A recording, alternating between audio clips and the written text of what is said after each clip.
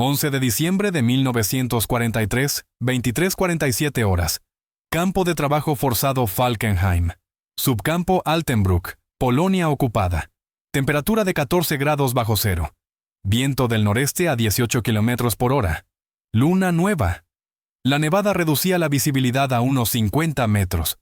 El silencio nocturno del campo no admitía fisuras. No era el silencio común del mundo libre, sino uno espeso, vigilado, donde incluso una respiración mal calculada podía transformarse en condena. No se trataba de una falta de sonidos, sino de todo lo contrario. Una coreografía constante de ruidos medidos y controlados. El crujir de las botas alemanas sobre la nieve endurecida. El lamento metálico de las torres de vigilancia al girar sobre bases oxidadas. El viento que se colaba entre los alambres de púas, encerrando 100 vidas reducidas a números. La nieve había empezado a caer 3 horas antes, exactamente a las 20:43, cuando las prisioneras concluían su jornada de 12 horas ensamblando municiones en fábricas subterráneas. Los copos caían densos y pesados, de los que borran huellas en minutos y convierten el entorno en una superficie blanca donde cualquier desplazamiento deja una marca evidente. Las torres lanzaban círculos de luz amarillenta que barrían el perímetro cada 32 segundos, un recordatorio automático y sin emoción. Nadie entra, nadie sale. En los 7 barracones de madera donde dormían las prisioneras, el frío se infiltraba por las rendijas como un invasor paciente. Las mujeres descansaban amontonadas, 4 en literas pensadas para 2, compartiendo el poco calor corporal que aún conservaban tras meses de inanición sistemática. El olor no tenía nombre. Una mezcla de enfermedad, madera húmeda y ese dulzor rancio de la muerte que nunca se iba del todo. Sin embargo, aquella noche algo era distinto. No se veía ni se oía, pero flotaba en el aire helado como una posibilidad que nadie se atrevía a formular. Heinrich Falk, 35 años, cabo de las SS. Llevaba 4 meses asignado a la ronda nocturna. Avanzaba hacia el portón lateral este con el mismo ritmo automático de siempre. Pie derecho, pie izquierdo.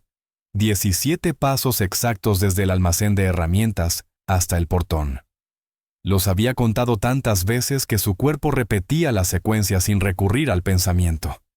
Sus botas Marsch Stiefel, modelo reglamentario de 1939, crujían sobre la nieve compactada con un sonido que distinguía sin esfuerzo del de otros guardias. El rifle Karabiner 98K colgaba de su hombro derecho, con el seguro puesto. Nunca lo quitaba durante la ronda nocturna. El frío entumecía las manos y los errores se pagaban caro. Su aliento formaba nubes blancas que se disipaban exactamente 2 segundos después de salir de sus pulmones. Heinrich conocía cada detalle del recorrido con una precisión casi obsesiva. Sabía que el tercer tablón del almacén chirriaba cuando el viento venía del noreste. Sabía que la torre de vigilancia número 4 tenía un ángulo muerto de 4,2 metros junto al portón lateral. Sabía que Otto Kramer, el guardia que lo relevaba, llegaba siempre 3 minutos tarde porque se detenía a fumar antes de iniciar su turno. Y sabía que el candado del portón lateral este, fabricado en 1938 en una fundición de Essen y castigado por 5 inviernos polacos, necesitaba una presión exacta de 800 gramos en el ángulo correcto para cerrar por completo su mecanismo interno. Llegó al portón a las 23:47, como cada noche, con una precisión de 22 segundos. Tomó el candado con la mano enguantada, un guante de cuero negro estándar de la Wehrmacht, rasgado en el pulgar izquierdo desde hacía 3 semanas. Lo inspeccionó durante 4 segundos, el tiempo reglamentario según el manual de seguridad del campo, y no lo cerró del todo. No fue un error. Heinrich Falk había trabajado 8 años como supervisor de control de calidad en una fábrica textil antes de la guerra. Su mente estaba entrenada para detectar desviaciones de menos de 1 milímetro en tejidos industriales. Para él, un candado mal cerrado resultaba tan evidente como una falta de ortografía para un maestro. No fue distracción. Había repetido la misma acción durante 37 noches seguidas. Colocar el candado sin aplicar la presión final. 37 noches de elecciones conscientes. 37 gestos de traición calculada. Y no tenía nada que ver con la piedad. Heinrich Falk había dejado de creer en ideas abstractas como la compasión o la bondad 2 años atrás, el día en que vio a un oficial de las SS obligar a un padre judío a escoger cuál de sus 2 hijos moriría primero. La piedad pertenecía a los tiempos de paz. Esto era otra cosa, más directa, más áspera. Era cálculo puro, el razonamiento frío de un hombre que ya había aceptado que probablemente no saldría con vida, pero que aún conservaba la capacidad de decidir cómo enfrentaría ese final. Como un engranaje pasivo de una maquinaria dedicada a destruir vidas, o como alguien que, aunque de forma mínima e insuficiente, había intentado desviarse del camino marcado. El candado quedó encajado en la argolla, ajustado lo justo para parecer cerrado desde lejos, aunque sin bloquear del todo el mecanismo interno. Si alguien tiraba con fuerza, escucharía el chasquido seco del metal fallando. Pero quien empujara despacio, con las manos temblando y el corazón desbocado, descubriría que el portón cedía hacia afuera en silencio. Heinrich dio 2 pasos atrás, revisó la cerradura con mirada experta, anotó algo en su libreta de ronda y siguió adelante. Su rostro permaneció inmóvil, sin rastro de duda, miedo ni esperanza. A 200 metros al norte, en el barracón 14, sección B, litera número 7, nivel superior, Elsa llevaba 43 noches consecutivas sin dormir del todo. No estaba despierta por completo. El cuerpo humano no resiste tanto tiempo sin descanso, pero sí puede sostenerse en ese estado intermedio entre la vigilia y el duerme-vela, donde la conciencia no se apaga y cada sonido se analiza, cada sombra se evalúa, cada alteración del patrón nocturno queda archivada en algún rincón mental que la costurera de Benzin había desarrollado para sobrevivir. Tenía 24 años. Era un dato que Elsa se repetía cada mañana para no perderlo. 24 años, 3 meses, 17 días. Había nacido un martes de agosto de 1919, en una casa de 2 plantas donde su padre arreglaba relojes y su madre bordaba manteles que vendían los domingos en el mercado.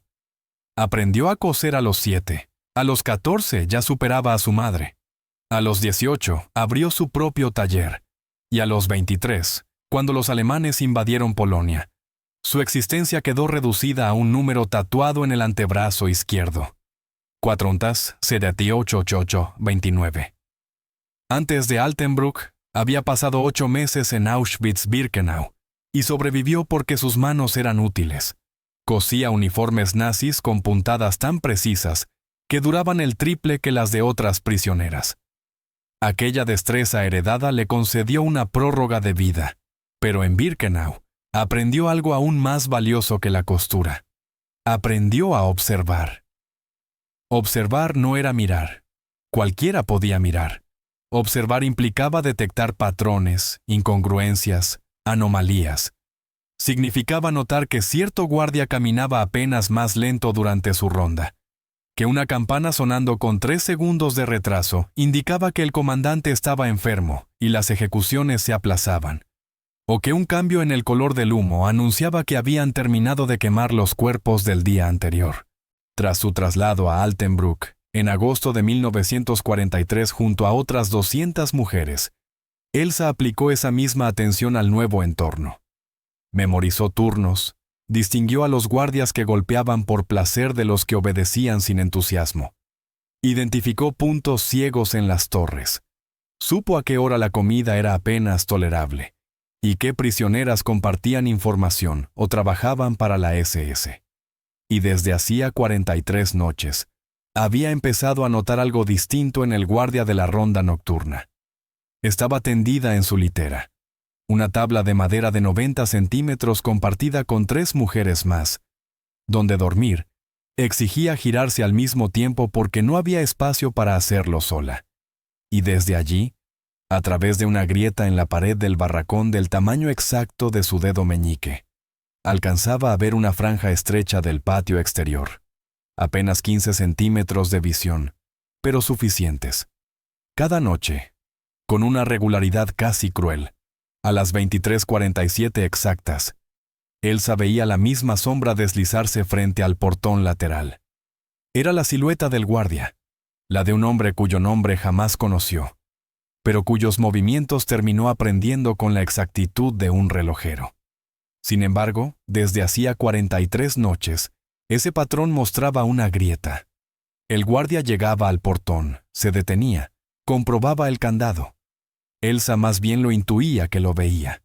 El ángulo no le permitía distinguir sus manos, pero percibía la pausa y después, la continuación de la ronda sin el sonido metálico final, sin el giro completo de muñeca que ejecutaban los otros.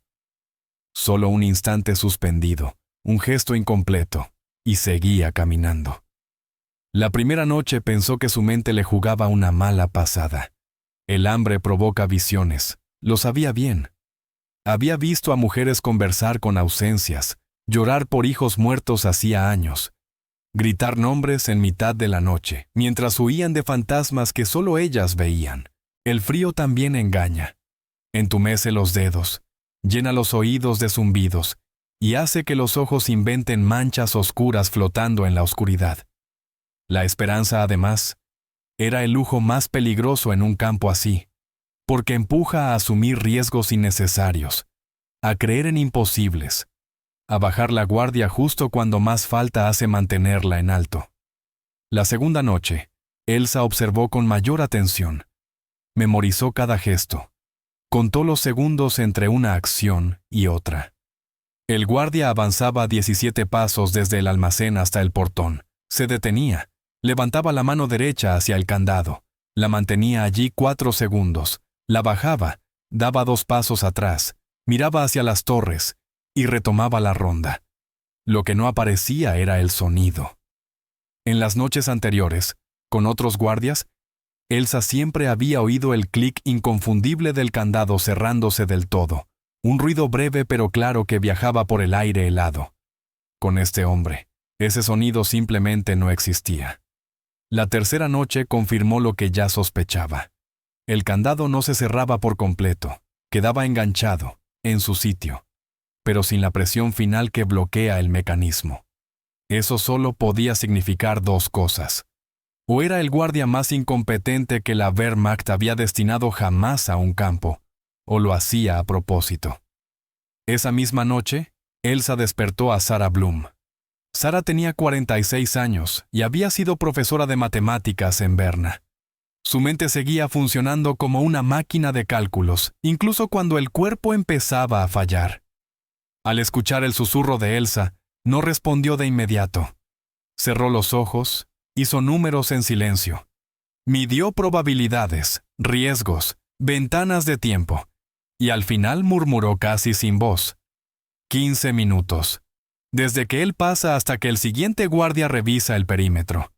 15 minutos para cruzar 120 metros de campo abierto, abrir el portón sin ruido y alcanzar la línea de árboles. Corriendo, 90 segundos. Avanzando agachada, 3 minutos. El problema no es el tiempo, es el sonido y la luz de las torres. Elsa tragó saliva y preguntó si de verdad creía que era posible. Sarah abrió los ojos. En su mirada había alguien que había aceptado la muerte hacía meses, pero que aún no se rendía del todo. Creo que ese guardia quiere que alguien lo intente, y creo que, si nadie lo hace, seguirá dejando ese portón así hasta que lo descubran, y entonces lo matarán. Falkenhayn era un nombre que sonaba neutro en los documentos oficiales, un simple campo de trabajo, una instalación de reeducación. Pero los eufemismos nazis nunca consiguieron disimular lo que realmente ocurría detrás del alambre de púas. Para diciembre de 1943, el complejo de Falkenhayn albergaba a más de 26.000 prisioneros repartidos en 11 subcampos, obligados a trabajar en canteras de granito, fábricas de armamento y en la construcción de fortificaciones destinadas al frente oriental. El subcampo Altenbruck, al que Heinrich Falk había sido destinado en septiembre de ese mismo año, Era una pieza menor dentro de la maquinaria de destrucción, aunque no por ello menos mortal. Allí, unas 1.400 mujeres judías trasladadas desde Auschwitz cumplían jornadas de 12 horas ensamblando municiones para la Luftwaffe. La esperanza de vida media rondaba los 5 meses, no por ejecuciones masivas como en los campos de exterminio, sino por algo más lento y perverso. El desgaste sistemático del cuerpo humano, hasta que simplemente dejaba de responder. El frío era el verdugo más eficaz. En invierno, las temperaturas descendían hasta 20 grados bajo cero, y las prisioneras trabajaban con ropa de verano desgarrada y zapatos que no eran más que trapos sujetos con alambre. La ración diaria apenas alcanzaba las 900 calorías, un caldo aguado al mediodía y un trozo de pan negro por la noche. Los cuerpos se consumían hasta quedar reducidos a esqueletos cubiertos de piel. Las heridas no cerraban, las infecciones corrían libres. Los guardias formaban un grupo dispar, jóvenes fanáticos de las SS, veteranos endurecidos de la Wehrmacht y hombres mayores considerados inútiles para el frente. Algunos golpeaban por placer, otros por pura obediencia, y unos pocos se limitaban a mirar hacia otro lado, anestesiados por la rutina del horror. Otto Kramer, de 56 años, veterano de la Primera Guerra Mundial, era uno de esos guardias que habían aprendido a desconectar cualquier resto de humanidad para sobrevivir. Hacía su ronda de madrugada con los ojos entornados, encadenando cigarrillos, sin ver realmente a las prisioneras. Para él eran cifras, sombras, piezas prescindibles. Helmut Kranz, en cambio, era distinto. Tenía 32 años. Era oficial subalterno de las SS. Ambicioso, meticuloso y profundamente desconfiado. Había llegado a Altenbruck 3 semanas antes como supervisor de seguridad y desde el primer día comenzó a cruzar informes de patrulla, revisar inventarios e interrogar a los guardias por inconsistencias mínimas. No lo movía la crueldad, sino algo más peligroso, la eficiencia burocrática. Kranz creía de verdad en el sistema, y para él, un sistema solo funciona si cada engranaje cumple su función sin fallas. Sentado en su escritorio, iluminado por una lámpara de queroseno, empezó a notar algo extraño en los reportes nocturnos. Nada espectacular, solo pequeñas irregularidades. El guardia de la ronda siempre terminaba exactamente a las 23:52, ni un minuto antes ni uno después. 5 minutos exactos. En un entorno militar obsesionado con la puntualidad, esa precisión casi mecánica resultaba sospechosa. Kranz abrió una carpeta y empezó a anotar fechas, patrones, discrepancias. Algo no encajaba. Y Helmut Kranz tenía una regla personal. Cuando algo no encajaba, alguien estaba mintiendo. Heinrich Falk no había nacido para ser un asesino. Había venido al mundo en Augsburg, una ciudad industrial del sur de Alemania, hijo de un carpintero luterano y de una maestra de escuela. Creció entre clases de latín, partidos de fútbol en las tardes de verano y misas dominicales donde el pastor hablaba del amor al prójimo. En 1933, cuando Hitler llegó al poder, tenía 25 años y trabajaba como supervisor en una fábrica textil. No era un nazi convencido ni odiaba a los judíos. Simplemente no pensaba demasiado en política. Pero en 1939, con la invasión de Polonia y la guerra ya inevitable, fue reclutado. Le entregaron un uniforme, un rifle y un manual de órdenes, y lo enviaron al Frente Oriental, donde pasó 2 años presenciando atrocidades imposibles de borrar. Vio a los Einsatzgruppen ejecutar civiles en fosas comunes. Vio a camaradas violar a mujeres antes de matarlas. Vio a oficiales de alto rango organizar cacerías en las que prisioneros de guerra eran liberados por horas solo para ser cazados como animales. Y lo más terrible fue comprobar que nadie hacía nada para detenerlo. En 1942, tras una herida de metralla en el hombro izquierdo que le dejó la movilidad limitada, Heinrich Falk fue trasladado a Falkenhayn. No era un ascenso, era otra forma de condena. Ser guardia en un campo de concentración Significaba convertirse en cómplice de un sistema diseñado para destruir vidas de manera metódica, no con cámaras de gas como en Auschwitz, sino mediante algo más lento y más cruel: el desgaste progresivo de la dignidad humana, hasta que la muerte llegaba casi como un alivio. Durante los primeros meses, Heinrich hizo lo mismo que los demás: obedecer sin cuestionar. Pero algo empezó a resquebrajarse dentro de él. No fue una escena dramática ni una revelación repentina, sino la suma de pequeños horrores cotidianos que, acumulados, se volvieron insoportables. El 28 de noviembre de 1943, 13 días antes de aquella noche de diciembre, encontró el cuerpo congelado de una niña junto a la alambrada. No tendría más de 14 años, llevaba días muerta, y nadie se había tomado la molestia de retirarla. Los cuervos ya habían comenzado su trabajo.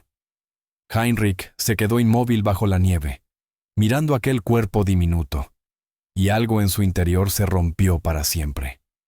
No fue compasión ni culpa, sino algo más simple y devastador: la certeza absoluta de que, si no hacía algo, lo que fuera, por pequeño o inútil que pareciera, no habría diferencia alguna entre él y los hombres que habían construido aquel infierno.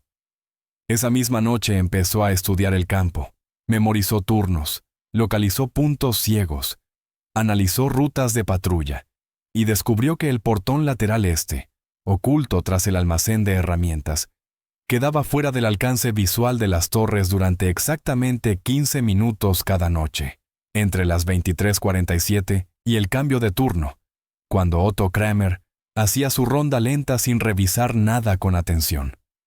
El candado del portón era viejo, oxidado, exigía una presión precisa para cerrarse por completo.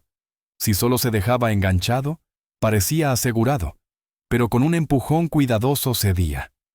Durante 3 noches seguidas, Heinrich lo dejó así y esperó. Nadie lo intentó. La cuarta noche vio huellas en la nieve.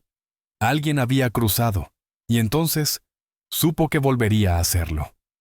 Noah Feldman tenía 16 años, 2 meses y 11 días.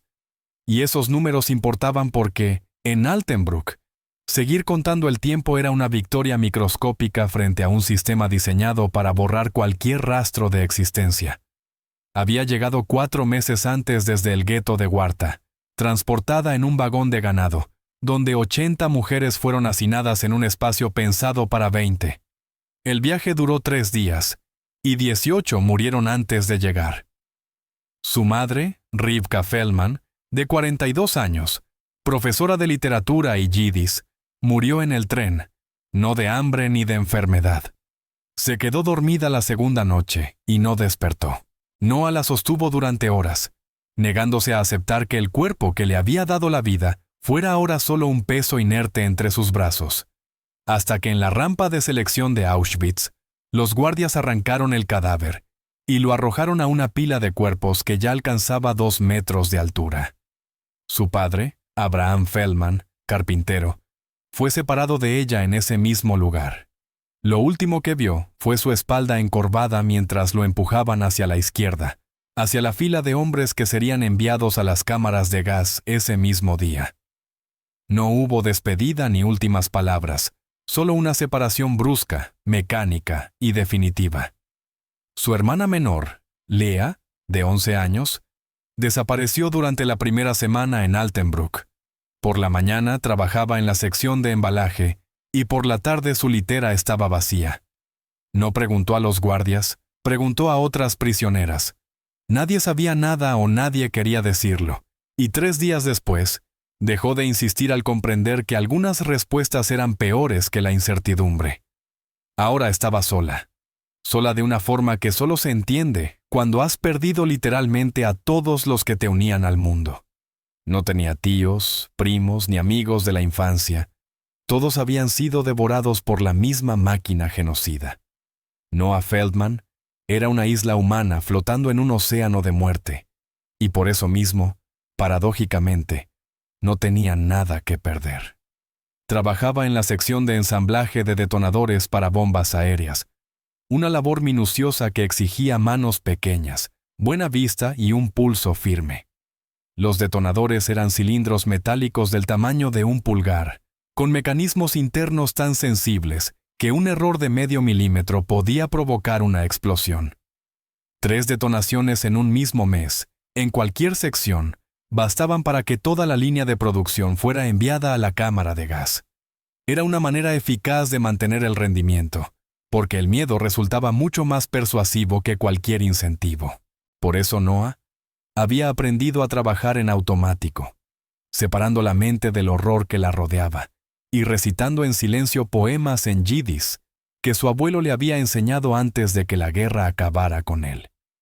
Styler, Styler, más silencioso, más silencioso. Un poema sobre la noche que protege a los niños. Una mentira hermosa perteneciente a un mundo que ya no existía. Pero aquella noche del 11 de diciembre, cuando Elsa y Sara se acercaron a su litera y le susurraron lo del portón, Noah sintió algo que no había experimentado en meses. Posibilidad. La palabra sonaba casi obscena en ese lugar, como si el futuro pudiera ser algo más que las próximas 12 horas, como si existiera un después más allá de los muros. ¿Por qué yo?, preguntó con una voz áspera, gastada por meses de gritar sin sonido. Sara la miró con esos ojos hundidos que habían visto demasiado.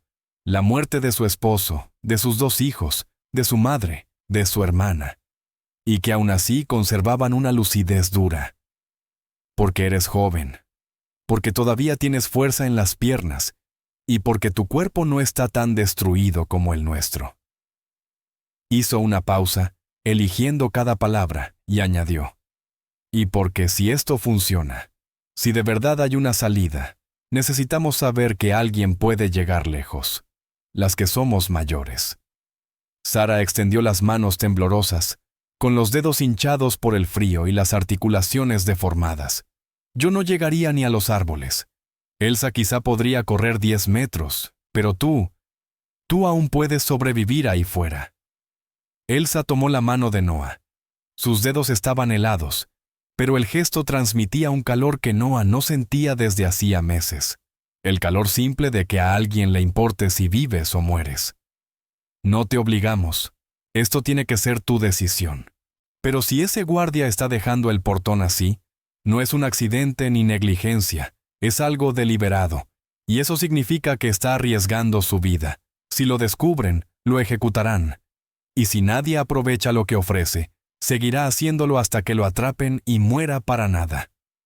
Noah miró hacia la grieta en la pared, hacia la franja de noche más allá de los tablones podridos, hacia la torre de vigilancia cuya luz barría el perímetro en círculos lentos e hipnóticos. Si me atrapan, me matarán.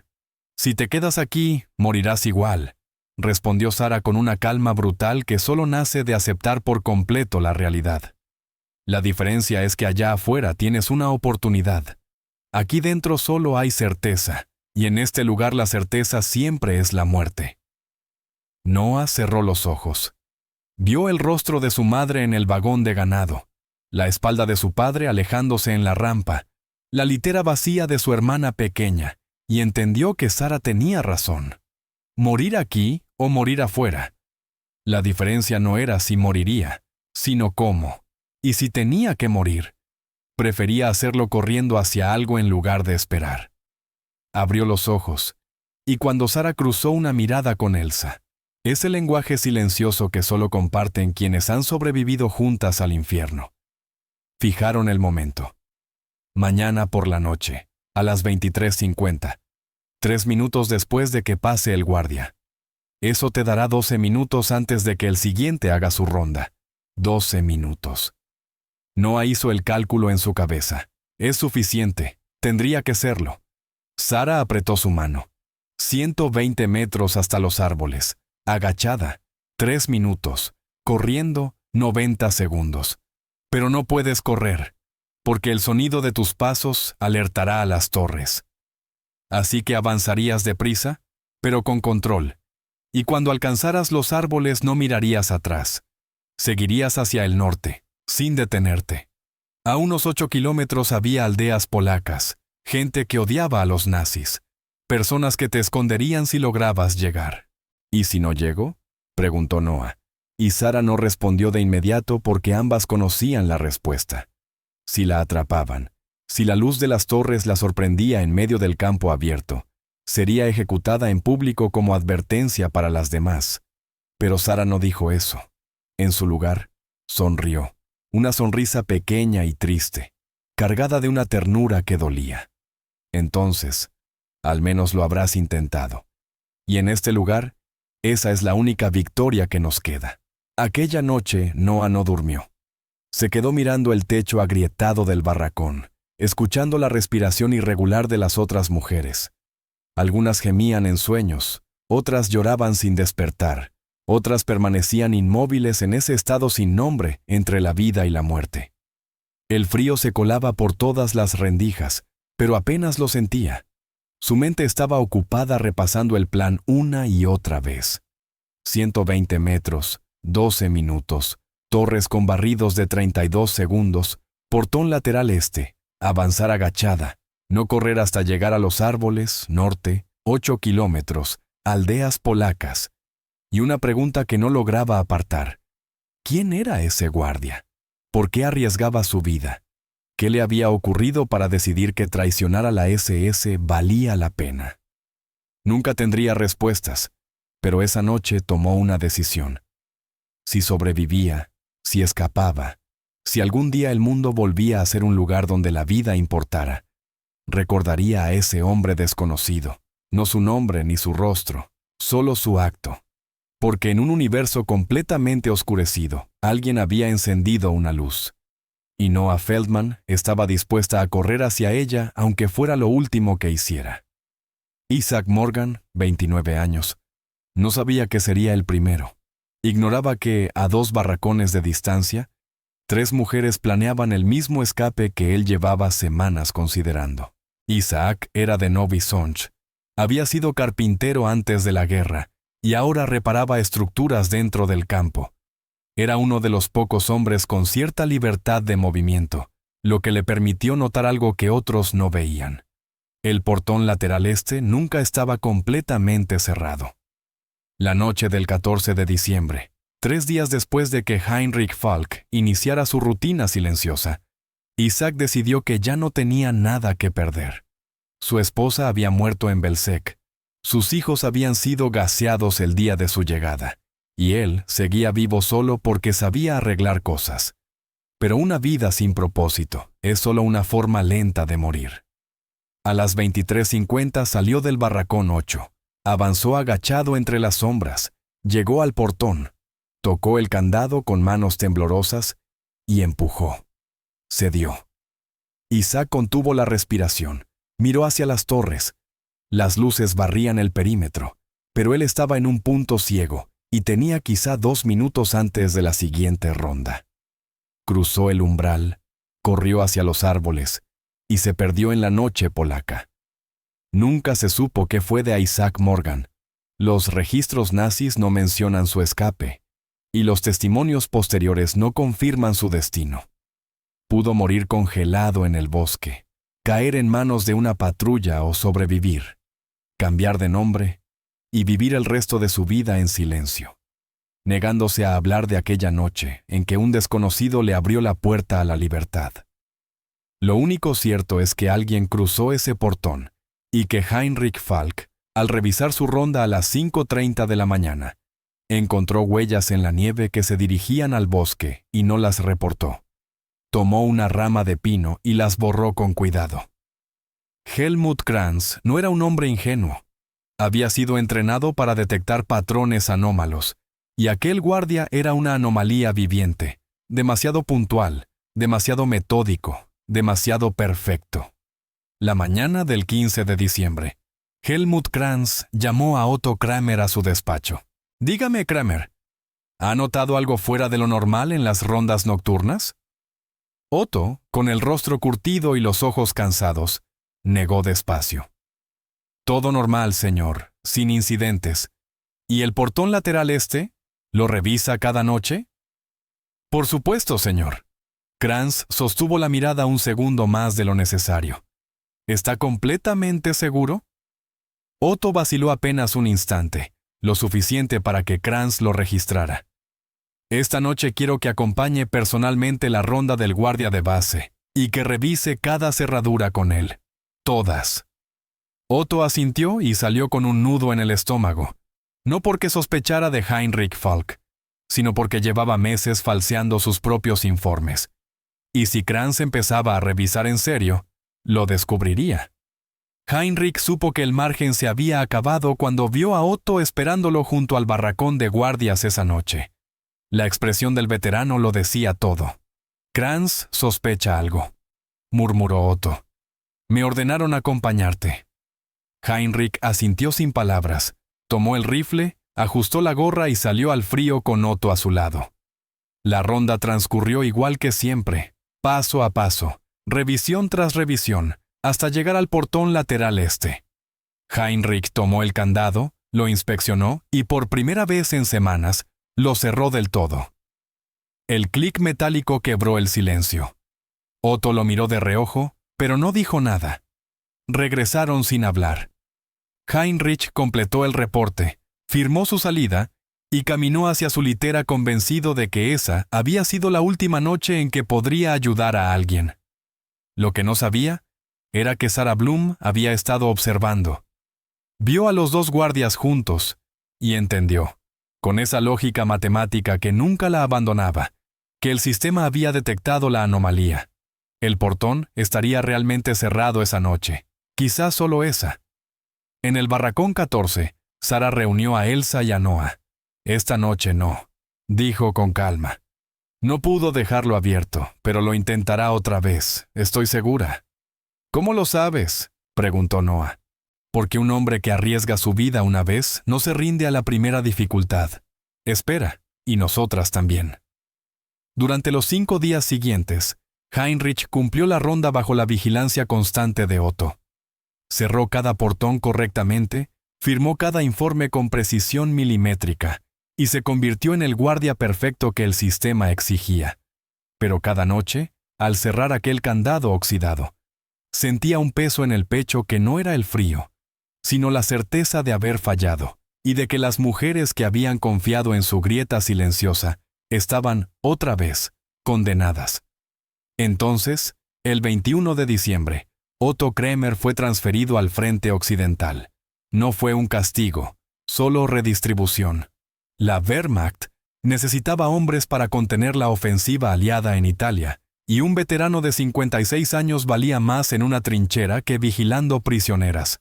Esa misma noche, Heinrich hizo la ronda solo. Llegó al portón lateral este a las 23:47, enganchó el candado sin trabarlo por completo y siguió caminando. Elsa lo vio desde la grieta en la pared y supo que la oportunidad había vuelto. A las 23:52, Noah Feldman salió del barracón 14 con todas las capas de ropa que tenía. 2 camisas rotas, un suéter deshilachado, un abrigo de una prisionera muerta 3 días antes, y en el bolsillo, un trozo de pan duro guardado durante 2 semanas. Avanzó agachada entre las sombras. El viento del norte cubría el sonido de sus pasos, y las luces de las torres barrían el perímetro con su rutina predecible.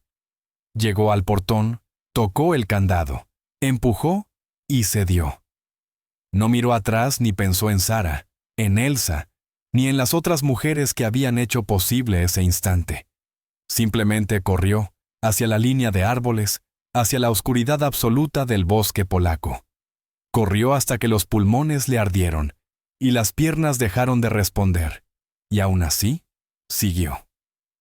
3 horas después, a 20 kilómetros del campo, se desplomó bajo un abeto cubierto de nieve, con el cuerpo temblando sin control.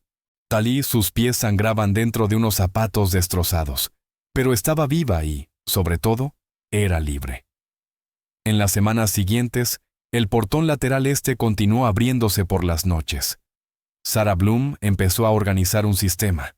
No cada noche ni de forma evidente, sino cada 3 o 4 días, cuando las condiciones acompañaban, cuando las patrullas estaban distraídas o la nieve caía con la intensidad suficiente para borrar huellas. Entonces, elegía a una mujer y esa mujer cruzaba el portón.